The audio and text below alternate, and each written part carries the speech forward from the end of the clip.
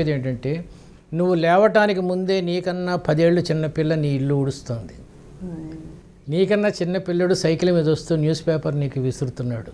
నువ్వు ఇక్కడ నీకు హ్యాపీగా నిద్రపోతున్న ఈ రాత్రి 11ంటికి ఒక జంక్షన్లో లారీల దగ్గర టీలు అమ్ముతున్నాడు ఇంకో కుర్రోడు.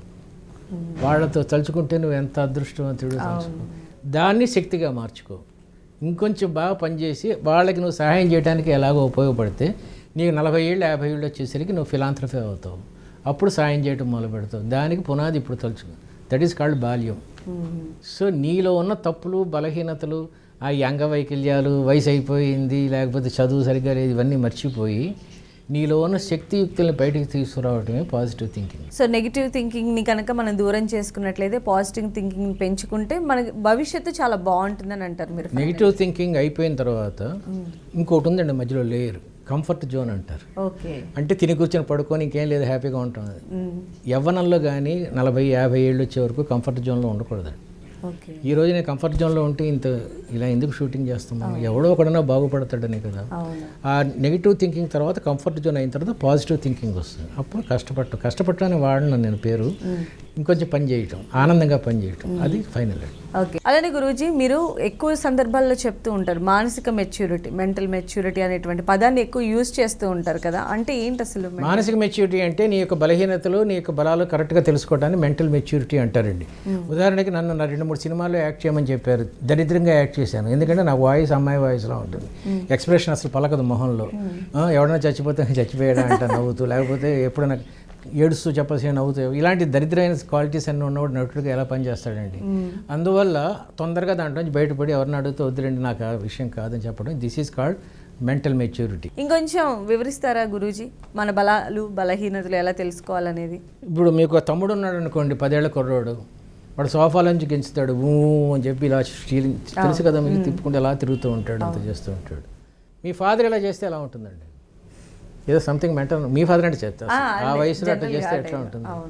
అట్లాగే ఒక 20 ఏళ్ల కూతురున్న అమ్మ అబ్బా నీ తీని దెబ్బ అలా పాడుకుంటూ కాఫీలు అందించింది అతిథులకు వచ్చి దరిద్రంగా ఉంటుంది కదా. ఇప్పుడు మెంటల్ మెచ్యూరిటీ అంటే ఏ వయసుకు తగినట్టు ఆ వయసులో ఆలోచించడం, ఏ వయసుకు తగినట్టు ఆ వయసులో ప్రవర్తించడాన్ని మెంటల్ మెచ్యూరిటీ అంటారు. ఓకే, అది కాదు గురూజీ, ఇప్పుడు ఆ ఏజ్లో ఆవిడకి అలా చేయాలన్నది అనుకోండి, ఆవిడ అలా చేశారు, ఆవిడ ఇష్టం అది.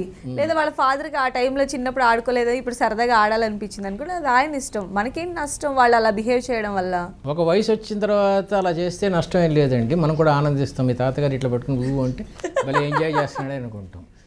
కానీ యుక్త వయసులో ఇలా చేస్తే, అంటే ఇలా చేసినట్టు ఇలా తిప్పడం కాదు, ఇంకో రకంగా చేస్తే, దీనికి ఒక ఎగ్జాంపుల్ చెప్తానండి.